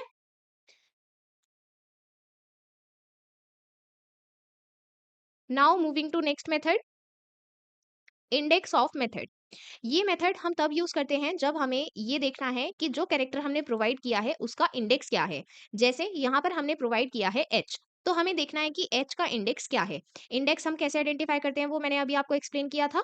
सो यहाँ पर हम किस तरह से इंडेक्स आइडेंटिफाई करेंगे, जीरो से स्टार्ट करना है। ठीक है, और यहाँ पर हमसे एच का इंडेक्स पूछा गया है, तो जहां पर फर्स्ट टाइम वो लेटर या स्ट्रिंग अकर कर रही है वही आपको इंडेक्स बताना है। तो यहाँ पर क्योंकि ये जीरो इंडेक्स पर है, तो आपको आंसर में मिलेगा जीरो। ठीक है, नेक्स्ट इज एम्प्टी मेथड। ये हम तब यूज करते हैं जब हमें बताना है कि इस स्ट्रिंग की लेंथ जीरो है या फिर नहीं। अगर जीरो होगी तो हमें आंसर ट्रू मिलेगा, और अगर जीरो नहीं है मतलब वहां पर कैरेक्टर्स प्रेजेंट हैं, तो हमें आंसर फॉल्स मिलेगा।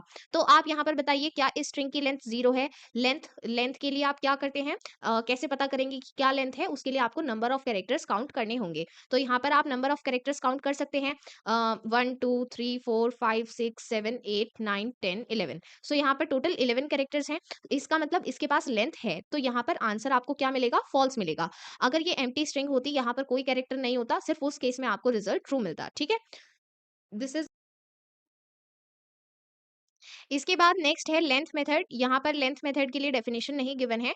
आप लेंथ मेथड का मीनिंग ये समझ सकते हैं कि हम यहाँ पर नंबर ऑफ कैरेक्टर्स बताते हैं, तो आपको यहाँ पर कैरेक्टर काउंट बताना है। ठीक है, कितने कैरेक्टर्स हैं, तो मैंने अभी आपको काउंट करके बताया था। जब लेंथ काउंट करनी होती है तो हम वन से ही करते हैं। ठीक है, क्योंकि वहां पर हम काउंटिंग की बात कर रहे हैं, और जब इंडेक्स की बात होगी तो वो जीरो से स्टार्ट करते हैं। ठीक है, इस चीज का आप ध्यान रखेंगे। जब इंडेक्स की बात होगी तो वो जीरो से स्टार्ट होगा, और जब लेंथ की बात होगी तो वो वन से स्टार्ट होगी। ठीक है, इस चीज का आप ध्यान रखेंगे। देन यहाँ पर अगर हम लेंथ काउंट करें तो 1 2 3 4 5 6 7 8 9 10 11। ठीक है, तो यहाँ पर टोटल 11 कैरेक्टर्स हैं, तो यहाँ पर लेंथ होगी 11। ठीक है, इसके बाद नेक्स्ट है रिप्लेस मेथड।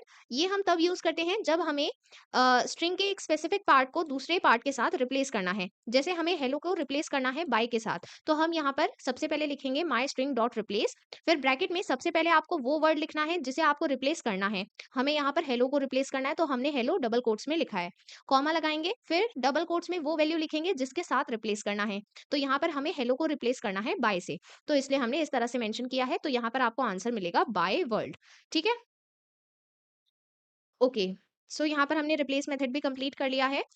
एक चीज आप ध्यान रखिएगा कि ये जितने भी मेथड्स हमने देखे हैं, इन सभी की हेल्प से आप ये जो चेंज कर रहे हैं, जैसे हमने यहाँ पर ये रिप्लेस मेथड अप्लाई किया तो हमने हेलो को बाय से रिप्लेस किया है, तो ये जो चेंज हुआ है ये एक्चुअल स्ट्रिंग में नहीं हुआ है। ठीक है, अगर आप अभी भी इस स्ट्रिंग को प्रिंट करते हैं एज इट इज, आप लिखते हैं system dot out dot print L N, bracket में आप लिख देंगे माई स्ट्रिंग। ठीक है, इस चीज को अगर आपने प्रिंट किया तो अभी भी आपको इसकी वैल्यू यही मिलेगी। ठीक है, तो ये जो मेथड्स अप्लाई किए जाते हैं ये सिर्फ इसी स्टेटमेंट के लिए होते हैं। इस स्टेटमेंट के एग्जीक्यूट होने के बाद ये जो वैल्यू है ये आपको एज इट इज मिलेगी। ठीक है, वैल्यू में चेंज नहीं होता है, वो सिर्फ मेथड अप्लाई करके आपको एक न्यू वैल्यू शो की जाती है।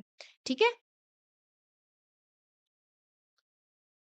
ये क्वेश्चन हमें गिवन है कि हमें यहाँ पर दो स्ट्रिंग वेरिएबल्स गिवन है, str1 जिसकी वैल्यू है हेलो और str2 जिसकी वैल्यू है जावा स्पेस प्रोग्रामिंग। ठीक है, सो यहाँ पर हमें कोड स्टेटमेंट्स लिखने हैं। सबसे पहली बात, जहां पर आपको क्लियरली गिवन हो कि आपको कोड स्टेटमेंट लिखना है, मतलब यहाँ पर आपको पूरा प्रोग्राम लिखने की जरूरत नहीं है, यहाँ पर आपको सिंपली वन लाइन कोड लिखना है। ठीक है, सो सबसे पहले तो आप ये चीज समझें कि जब आपसे स्ट्रिंग मेथड के क्वेश्चन पूछे जाते हैं तो जनरली आपके मन में यही कंफ्यूजन होता है कि हमें यहाँ पर system dot out dot println लिखना है या फिर नहीं। सो देखिए, हमेशा इस चीज को याद रखेंगे, जब हम यहाँ पर कोई भी क्वेश्चन पढ़ रहे हैं, हो सकता है कि यहाँ पर लिखा हो टू डिस्प्ले द स्ट्रिंग इस तरह से, या फिर ये भी हो सकता है कि ना लिखा हो, मींस सिर्फ इतना ही लिखा हो, convert str1 into upper case, means हो सकता है कि डिस्प्ले कीवर्ड लिखा हो और ये भी हो सकता है कि ना लिखा हो। ठीक है, सो इस केस में हमें क्या करना होगा, हमें हमेशा याद रखना है कि हमें यहाँ पर सबसे पहले system dot out dot println लिखना है। अब क्यों लिखना है, इसका बेसिक सा रीजन ये है कि जब भी आप कोई स्ट्रिंग मेथड अप्लाई करते हैं तो जरूरी नहीं है कि उसका रिजल्ट आपको दिख जाए अपने आप। ठीक है, तो हमें उसका रिजल्ट देखने के लिए यहाँ पर system dot out dot println statement लिखनी होगी। Okay, Okay, so here is the first question. To display the string str1 into uppercase means हमें str1 को uppercase means capital letters में show करना है. So यहाँ पर कुछ keywords ऐसे होते हैं जिसकी हेल्प से हमें पता चल जाएगा कि हमें exactly कौन सा मेथड यूज करना है. So यहाँ पर हम कौन सा मेथड यूज करेंगे, to uppercase. ठीक है, तो सबसे पहले इतना तो हमें क्लियर है कि हमें system dot out dot println लिखना है, राइट, और इसके बाद ब्रैकेट लगाते हैं, ये भी हमें पता है। अब इसके अंदर क्या लिखना है उस पर ध्यान देंगे। तो जब भी आपको स्ट्रिंग मेथड अप्लाई करना है तो सबसे पहले आप यहाँ पर लिखेंगे स्ट्रिंग का वेरिएबल नेम। तो वेरिएबल नेम क्या है, हमें क्वेश्चन में गिवन है str1। ठीक है, str1 डॉट, अब इसके बाद जो मेथड हम इस पर अप्लाई कर रहे हैं उसका नेम लिखेंगे। सो यहाँ पर हम टू अपर केस अप्लाई कर रहे हैं। ओके, देन एम्प्टी ब्रैकेट, इसके बाद ब्रैकेट क्लोज, ये हमने system dot out dot println का जो ब्रैकेट स्टार्ट किया था उसको क्लोज किया है, और फिर सेमीकोलन। ठीक है, सो ये स्टेटमेंट हमारी कंप्लीट होती है। एंड इतना आपको पता होना चाहिए कि जावा एक केस सेंसिटिव लैंग्वेज है। सो यहाँ पर जो लेटर जैसे लिखा है, लाइक टी स्मॉल है, यू कैपिटल है, सी कैपिटल है, तो इनको ऐसे ही लिखना है। आप अपनी मर्जी से इनका केस चेंज नहीं कर सकते हैं। Is it clear? Okay, now the next question, to display the character at the index 6 in string str2। तो यहाँ पर सबसे पहले डिस्प्ले लिखा है तो हम लिखेंगे system dot out dot println। ठीक है, फिर लिखा है the character at the index 6, मतलब हमें यहाँ पर कैरेक्टर के बारे में पूछा गया है। ठीक है, और उसका इंडेक्स गिवन है। सो इसके लिए हम कौन सा मेथड यूज करेंगे, सो हमें याद रखना है, जो कीवर्ड की हेल्प से हम याद रख सकते हैं, कैर एट, जो हमें बताता है कैरेक्टर एट। सो हम यहाँ पर कौन सा मेथड यूज करने वाले हैं, कैर एट, और कौन सी स्ट्रिंग के लिए करने वाले हैं, str2 के लिए। ठीक है, सो हम यहाँ पर सबसे पहले लिखेंगे system dot out dot print L, इसके बाद ब्रैकेट स्टार्ट करेंगे। अब यहाँ पर लिखेंगे str2 जो स्ट्रिंग हमें क्वेश्चन में गिवन है, डॉट कैर एट, यहाँ पर ए कैपिटल होगा, देन ब्रैकेट में हमें बताना है कि हम कौन से इंडेक्स पर कैरेक्टर को फाइंड कर रहे हैं। ओके, ओके, सो साथ साथ में हम यहाँ पर आउटपुट भी डिस्कस कर लेते हैं, वरना आपको कंफ्यूजन रहेगी। जो हमने फर्स्ट पार्ट डिस्कस किया था, इसमें आउटपुट क्या होगा, आपको हेलो कैपिटल लेटर्स में लिखा हुआ मिलेगा। ठीक है, देन जो मेथड हमने अभी डिस्कस किया है कैर एट, इसमें हमें बताया जाता है कि इस पर्टिकुलर इंडेक्स पर कौन सा कैरेक्टर है। सो अगर हम str2 की बात कर रहे हैं, सो दिस इज str2। सो यहाँ पर इंडेक्स हमेशा 0 से स्टार्ट होता है, इस बात को याद रखेंगे। ठीक है, सो 0 1 2 3 मीन्स हर एक कैरेक्टर को हम इंडेक्स असाइन करते जाएंगे, और यहाँ पर स्पेस को भी काउंट किया जाएगा। ठीक है, तो स्पेस का इंडेक्स यहाँ पर 4 होगा, देन 5 एंड देन 6। सो 0 1 2 3 4 5 6, सो 6 पर यहाँ पर आर कैरेक्टर आ रहा है, सो वही हमें आंसर में मिलेगा आर। ठीक है, Okay, so now the next question, to display the index of the first occurrence of letter L in the string str1। अब देखिए, ये जो मेथड हम यहाँ पर यूज करने वाले हैं, ये पहले वाले मेथड का बिल्कुल रिवर्स है। पहले हमने इंडेक्स दिया था और हमने कैरेक्टर पूछा था, अब यहाँ पर हमें कैरेक्टर गिवन है और हमें उसका इंडेक्स बताना है। सो इसके लिए हम यूज करते हैं इंडेक्स ऑफ। ठीक है, तो सबसे पहले लिखेंगे system dot out dot println, इसके बाद ब्रैकेट के अंदर str1 डॉट इंडेक्स ऑफ, यहाँ पर ओ कैपिटल रहेगा, देन ब्रैकेट के अंदर कोट्स में आपको वो कैरेक्टर लिखना है जिसका इंडेक्स आप फाइंड करना चाहते हैं। तो यहाँ पर जो क्वेश्चन में हमें कैरेक्टर गिवन है एल, वो हमने कोट्स में लिखा है, एंड क्योंकि ये सिंगल कैरेक्टर है इसलिए सिंगल कोट्स में लिखा है। अगर यहाँ पर कोई स्ट्रिंग होती, मींस मल्टीपल कैरेक्टर्स होते, तो हम उसे डबल कोट्स में लिखते। ठीक है, हाउएवर आप एल को भी डबल कोट्स में लिख सकते हैं, कोई प्रॉब्लम नहीं होगी। ठीक है, बिकॉज इंडेक्स ऑफ दोनों को ही एक्सेप्ट करता है, कैरेक्टर को भी और स्ट्रिंग को भी। ठीक है,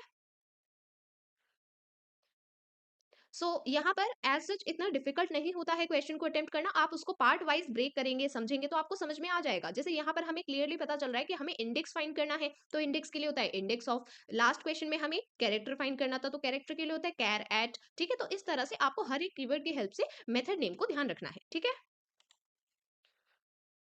okay, now the next question, to display the string str1 after replacing letter o with star. सो यहाँ पर हमें str1 को डिस्प्ले करना है कब? लेटर o को स्टार के साथ रिप्लेस करने के बाद। तो यहाँ पर हम रिप्लेस मेथड यूज करेंगे। So first of all system.out.println for display, then str1.replace। अब यहाँ पर ब्रैकेट में सबसे पहले आपको वो वैल्यू लिखनी है कोट्स में जिसको आपको रिप्लेस करना है, तो हम यहाँ पर o को रिप्लेस कर रहे हैं, कॉमा, देन कोट्स में वो वैल्यू लिखनी है जिससे रिप्लेस करना है, मींस o की जगह क्या कैरेक्टर आएगा वो आप यहाँ पर लिखेंगे, ठीक है, कोट्स में, then bracket close and then bracket close then semicolon. आपके एग्जाम में जनरली स्ट्रिंग मेथड से इसी टाइप के क्वेश्चन आते हैं, ठीक है। सो यहाँ पर अगेन हमें क्लियरली बताया गया है कि हमें सिंगल लाइन जावा कोड लिखना है, तो जहां पर आपको क्वेश्चन में ही गिवन है कि आपको सिंगल लाइन ही लिखनी है कोड में, तो आपको पूरा प्रोग्राम नहीं लिखना है, ठीक है। सो वहां पर आपको एक सिंगल स्टेटमेंट ही देनी है। सो यहाँ पर माई स्ट्रिंग ये वेरिएबल नेम है एंड इसकी वैल्यू है माई फर्स्ट प्रोग्राम। सो यहाँ पर सबसे पहले हमें फर्स्ट क्वेश्चन गिवन है convert my string to lower case. So यहाँ पर हम लोअर केस के लिए कौन सा मेथड यूज करते हैं? Dot to lower case. So हम यहाँ पर लिखेंगे system.out.println my string dot to lower case. अब देखिए जब आपको क्वेश्चन में नहीं भी गिवन कि आपको इस चीज को प्रिंट करना है, बट फिर भी अगर आपने ये लिख दिया है, ठीक है, तो भी इसे गलत नहीं माना जाएगा, क्योंकि जो एक्चुअल आपसे क्वेश्चन में पूछा गया है आपने उसे मेंशन किया है और साथ में उसे आपको शो कैसे करना आउटपुट में आपने वो भी बताया है, तो इसलिए ये सबसे अप्रोप्रिएट होता है, ठीक है। यहाँ पर टू लोअर केस में टी स्मॉल होगा, एल कैपिटल, सी कैपिटल, इस चीज का ध्यान रखना है, ठीक है। Okay, now the next question, check whether the my string contains gram in it और नॉट। सो हमें यहाँ पर चेक करना है कि माई स्ट्रिंग में ग्राम है या फिर नहीं, तो इसके लिए हम चेक यूज करते हैं contains method.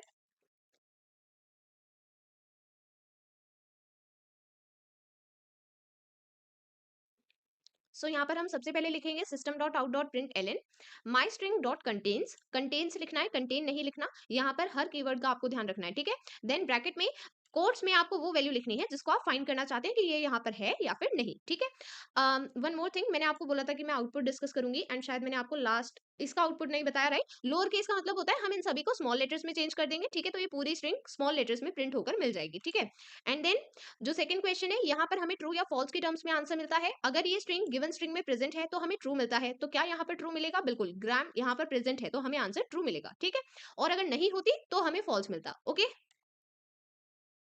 Now the next question, add a new string is complete at the end of original string. So यहाँ पर हमें एक न्यू स्ट्रिंग ऐड करनी है ओरिजिनल स्ट्रिंग के एंड में, मींस ये ओरिजिनल स्ट्रिंग है और इसके एंड में हमें ये स्ट्रिंग ज्वाइन करनी है। सो जब भी आपको ज्वाइन या ऐड करने के लिए कहा जाता है, मींस आपको कहा जा रहा है कंकैटिनेशन करने के लिए, जिसके लिए हम यूज करते हैं concat मेथड। सो हम यहाँ पर लिखेंगे system dot out dot print L N my string dot concat, फिर ब्रैकेट के अंदर डबल कोट्स में हमें लिखना होगा इज कंप्लीट। सो ये वही स्ट्रिंग है जो हमें क्वेश्चन में गिवन है, ठीक है। तो जब भी आपको कोई चीज ऐड या कंकैटिनेट करने के लिए कही जा रही है तो उसके लिए आपको कंकैट मेथड यूज करना है, ठीक है। एंड फिर इसका रिजल्ट हमें क्या मिलेगा? यहाँ पर जो गिवन स्ट्रिंग है माई फर्स्ट प्रोग्राम, इसके एंड में ये ऐड हो जाएगा इज कंप्लीट, ठीक है। अब एक कोड गिवन है एंड हमें इसका आउटपुट बताना है। सो कोड को ध्यान से पढ़ें। First of all class statement, then main method, then हमें एक स्ट्रिंग गिवन है माई स्ट्रिंग जिसकी वैल्यू है वेलकम जावा और यहाँ पर एक स्पेस भी है। सो यहाँ पर सबसे पहले हमें चेक करना है my string dot ends with SQL. So ends with का क्या काम होता है? ये चेक करता है कि जो गिवन स्ट्रिंग है क्या ये सफिक्स है। सफिक्स मींस यहाँ पर ये एंड में आती है या फिर नहीं। सो एसक्यूएल ये एंड में आ रहा है, नहीं आ रहा, तो इस केस में हमें आंसर मिलेगा फॉल्स। सो एंड्स विद के केस में हमें ट्रू या फॉल्स की टर्म्स में आंसर मिलता है। अगर ये सफिक्स है तो ट्रू मिलेगा, नहीं है तो फॉल्स मिलेगा। सो यहाँ पर नहीं है तो इसलिए हमें आंसर क्या मिलेगा? फॉल्स। देन इस चीज को हम प्रिंट कर देंगे, ठीक है।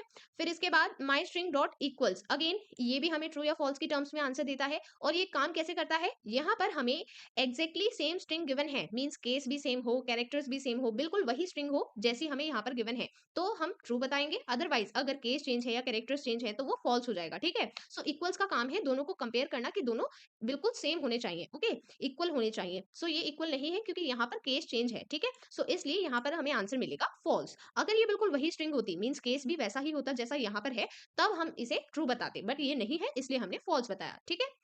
इसके बाद नेक्स्ट है कंटेन्स। कंटेन्स अभी हमने पीछे देखा था, कंटेन्स का क्या काम है? ये चेक करता है कि ये पर्टिकुलर सब स्ट्रिंग गिवन स्ट्रिंग में प्रेजेंट है या फिर नहीं, कहीं पर भी प्रेजेंट हो सकती है। सो यहाँ पर ये प्रेजेंट है, वेलकम में यहाँ पर प्रेजेंट है, ठीक है। तो इसका आंसर हमें क्या मिलेगा? ट्रू, क्योंकि ये यहाँ पर है, ठीक है। सो यहाँ पर हमें आंसर मिलेगा true. So tell me, is it एक स्ट्रिंग गिवन है कोट जिसकी वैल्यू है स्टे सेफ। अब हमें आउटपुट पूछा गया है कोट डॉट लेंथ। सो इसको अगर हम प्रिंट करेंगे तो इसकी वैल्यू क्या मिलेगी? अब यहाँ पता कि लेंथ हमेशा काउंटिंग की तरह करते हैं, लाइक 1 2 3 इस तरह से। सो यहाँ पर जो नंबर ऑफ कैरेक्टर्स हैं इंक्लूडिंग द स्पेस, आपको उसको काउंट करना है। एंड कई बार स्टूडेंट्स मिस्टेक कर देते हैं, वो कोट्स को भी काउंट कर लेते हैं। कोट्स को काउंट नहीं करना, ठीक है? आपको सिर्फ यहाँ पर जो कैरेक्टर्स हैं, स्पेस है, उसको काउंट करना है। Answer is 9। Then next, write command to compare code with stay safe ignoring case. So हमें इस स्ट्रिंग से कंपेयर करना है गिवन स्ट्रिंग को, एंड यहाँ पर हमें केस इग्नोर करना है। तो इसके लिए हम कौन सा मेथड यूज करेंगे? Tell me in the comment. We have to use equals ignore case, and यहाँ पर आई और सी कैपिटल रहेगा, ठीक है? सो हम यहाँ पर लिखेंगे quote dot equals ignore case, bracket में जो हमें गिवन स्ट्रिंग है यहाँ पर इससे लिखेंगे, ठीक है? Now let us proceed to the next topic, wrapper classes. अब देखिए, रैपर क्लासेस का कंसेप्ट समझने के लिए रिकॉल करेंगे जब हमने वेरिएबल डिक्लेरेशन के बारे में पढ़ा था। ओके, सो हम बात करते हैं प्रिमिटिव डेटा टाइप्स के बारे में। तो जब भी हम वेरिएबल डिक्लेरेशन करते हैं प्रिमिटिव डेटा टाइप की हेल्प से, तो जनरली उन्हें वैल्यू से पास किया जाता है, ना कि रेफरेंस से। सो वैल्यू से पास करने का क्या मतलब है? वैल्यू से पास करने का मतलब है कि जो आपने वेरिएबल डिक्लेयर किया है, जैसे आप यहाँ पर एग्जाम्पल में देखेंगे, इस तरह की डिक्लेरेशन आपने अभी तक पढ़ी है, जैसे int a is equal to 50।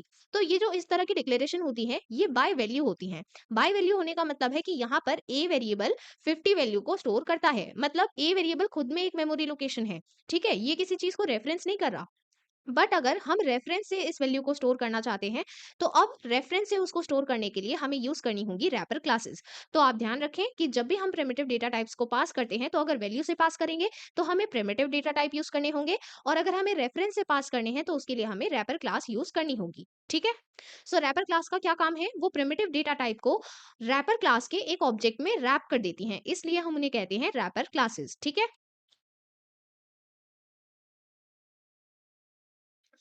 सो हर एक प्रिमिटिव डेटा टाइप के लिए करस्पॉन्डिंग रैपर क्लास होती है।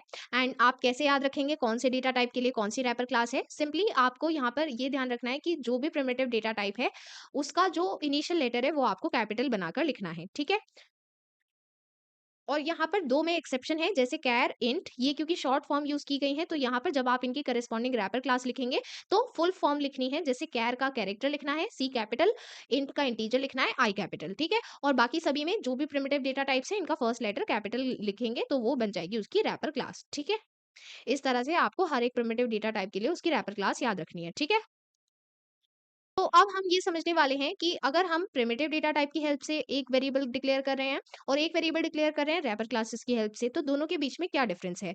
तो देखिए, यहाँ पर जो हमने पहला डिक्लेरेशन किया है, ये है प्रिमिटिव डेटा टाइप से। सो यहाँ पर हमने एक इंट वेरिएबल डिक्लेयर किया है और इसकी वैल्यू है 50। इनिशियल वैल्यू जो हमने दी है इनिशियलाइजेशन के टाइम पर, वो है 50। तो यहाँ पर जो वेरिएबल ए है, वो एक मेमोरी लोकेशन है, मतलब जो ए वेरिएबल है वो ही 50 वैल्यू को स्टोर कर रहा है, ठीक है? ये खुद में एक मेमोरी लोकेशन है। पर अगर हम बात करें ये दूसरे डिक्लेरेशन की, यहाँ पर क्या डिफरेंस है? यहाँ पर हमने इंटीजर क्लास का एक ऑब्जेक्ट बनाया है बी। तो यहाँ पर जो बी है वो वेरिएबल तो है, पर एक्चुअल में वो क्या है? क्योंकि हमने उसे रैपर क्लास के वे में डिक्लेयर किया है, तो यहाँ पर बी एक ऑब्जेक्ट है। किस चीज का ऑब्जेक्ट है? इंटीजर रैपर क्लास का, ठीक है? अब ये ऑब्जेक्ट है, ये हमें कैसे पता चला? अगर आप इसे ध्यान से देखें तो ये एग्जैक्टली वही वे है जैसे हम एक न्यू ऑब्जेक्ट क्रिएट करते हैं, ये एग्जैक्टली वही डिक्लेरेशन है, ठीक है? सो यहाँ पर हमने एक ऑब्जेक्ट क्रिएट किया है बी इंटीजर क्लास के लिए, और इसकी वैल्यू क्या है? 50, ठीक है? सो जब भी आपको ऑब्जेक्ट क्रिएट करना होता है तो कैसे क्रिएट करते हैं? सबसे पहले लिखते हैं क्लास का नेम, तो ये रैपर क्लास का नेम यहाँ पर लिखा हुआ है। इसके बाद लिखते हैं ऑब्जेक्ट का नेम, वो है बी। फिर असाइनमेंट ऑपरेटर लगाते हैं, न्यू कीवर्ड लिखते हैं और फिर लिखते हैं कंस्ट्रक्टर का नेम। यहाँ पर कंस्ट्रक्टर का वही नेम होगा जो क्लास का नेम होगा। इसके बाद ब्रैकेट में क्या लिखते हैं? यहाँ पर हम लिखते हैं उसकी वैल्यू। तो यहाँ पर बी की वैल्यू क्या है? 50 है, तो वही हमने यहाँ पर लिखी है, ठीक है? तो अब आप यहाँ पर डिफरेंस देखें कि दोनों के बीच में डिफरेंस क्या है। तो यहाँ पर तो ए खुद में एक मेमोरी लोकेशन था, 50 वैल्यू ए में ही स्टोर की गई थी। पर जब हम बात कर रहे हैं बी की, तो यहाँ पर बी वेरिएबल सिर्फ एक रेफरेंस है। किस चीज के लिए? जो इंटीजर क्लास है उसके एक ऑब्जेक्ट में ये वैल्यू स्टोर की गई है, ठीक है? तो यहाँ पर जो बी है वो एक रेफरेंस है किसी दूसरी मेमोरी लोकेशन के लिए, ठीक है? आई होप अब आपको ये कंसेप्ट क्लियर है। सो अब हम यहाँ पर ये देखने वाले हैं कि जब हमें ये a की वैल्यू यूज करनी है, तो आपको पता है कि अगर a की वैल्यू यूज करनी है तो सिंपली आप यहाँ पर a मेंशन कर देंगे। पर अगर हमें b की वैल्यू यूज करनी है तो हम क्या करेंगे, क्योंकि हमें पता है कि b एक सिंपल वेरिएबल नहीं है, यहाँ पर b एक ऑब्जेक्ट है जिसकी वैल्यू यहाँ पर एक रेफरेंस है किसी दूसरी मेमोरी लोकेशन के लिए। तो इसलिए यहाँ पर हमें इसकी वैल्यू एक्सेस करने के लिए एक मेथड मेंबर यूज करना होगा। इंटीजर रैपर क्लास का इंट वैल्यू मेंबर हम यहाँ पर यूज करेंगे। किस तरह से यूज करना है आप जानते हैं, जब भी कोई मेंबर फंक्शन कॉल करना है तो उसके लिए आप ऑब्जेक्ट के थ्रू कॉल करते हैं। ऑब्जेक्ट हमारे पास है बी, तो यहाँ पर हम इसे किस तरह से कॉल करेंगे, बी डॉट इंट वैल्यू। तो इसकी हेल्प से हम यहाँ पर बी की वैल्यू को एक्सेस करेंगे। ठीक है, एक बार दोबारा से समझिए, जब हम ए की बात कर रहे हैं तो क्योंकि ए एक वेरिएबल है, ये खुद में एक मेमोरी लोकेशन है, इसलिए हम इसकी वैल्यू को डायरेक्टली एक्सेस कर सकते हैं। पर बी की वैल्यू को डायरेक्टली एक्सेस नहीं किया जा सकता, इसलिए हमें यहाँ पर इंट वैल्यू मेथड का यूज करना होगा। ठीक है, फिर जो ये वैल्यू हमने एक्सेस की है, इन दोनों को ऐड करने के बाद हम इसे असाइन कर रहे हैं सी वेरिएबल को। ठीक है, नेक्स्ट अब हम पार्सइंट मेथड के बारे में सीखने वाले हैं। इस मेथड की हेल्प से हम स्ट्रिंग को इंटीजर में कन्वर्ट करते हैं। सो पार्सइंट मेथड एक स्टैटिक मेंबर है। स्टैटिक मेंबर का मतलब है कि हम इसे बिना ऑब्जेक्ट की हेल्प से कॉल कर सकते हैं। बिना ऑब्जेक्ट के कैसे कॉल करेंगे, हम यहाँ पर डायरेक्टली क्लास की हेल्प से इसे कॉल कर सकते हैं। ठीक है, तो यहाँ पर आपको लिखना है इंटीजर, ये हमारी क्लास का नेम है, डॉट पार्स इंट। इसके बाद ब्रैकेट में आपको वो स्ट्रिंग प्रोवाइड करनी है जिसे आपको कन्वर्ट करना है। अब कुछ स्टूडेंट्स यहाँ पर कहेंगे कि मैम ये 3 4 5 6 तो ऑलरेडी इंटीजर है, इसे आप इंटीजर में कन्वर्ट क्यों कर रहे हैं? सो ये इंटीजर नहीं है। आप ध्यान से देखें, जो चीज़ डबल कोट्स में लिखी होती है वो स्ट्रिंग होती है। ठीक है, तो यहाँ पर ये आपको नंबर्स दिखाई तो दे रहे हैं, पर इनका डेटा टाइप इंट नहीं है, इनका डेटा टाइप है स्ट्रिंग। ठीक है, तो अभी हमें इन्हें कन्वर्ट करना है किस चीज़ में, इंटीजर में। तो इसलिए हमने इसे यहाँ पर पार्सइंट मेथड के थ्रू कन्वर्ट किया है इंटीजर में। ठीक है, सो अब ये जब इंट में कन्वर्ट हो जाएगा उसके बाद हमने इस वैल्यू को असाइन कर दिया है डी वेरिएबल को। ठीक है, और अगर हमें इसका अपोजिट करना है, मीन्स अगर हमें इंटीजर वैल्यू को कन्वर्ट करना है स्ट्रिंग वैल्यू में, तो इसको कन्वर्ट करने के लिए हम यूज करते हैं to string method.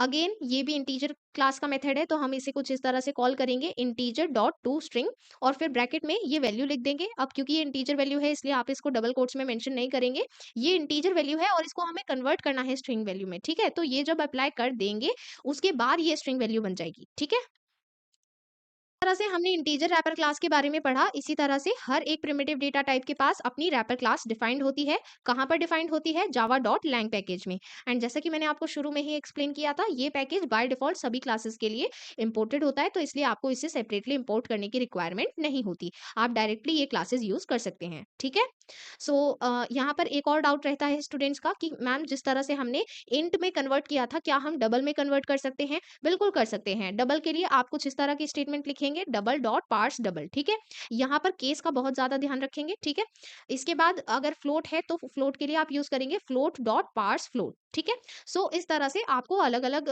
Data type के लिए अलग अलग मेथड्स यूज करने होंगे। ठीक है, So that was all for today. With this, we have completed chapter 3, part 2. In the next video, we will resume with part 3. Bye, everyone.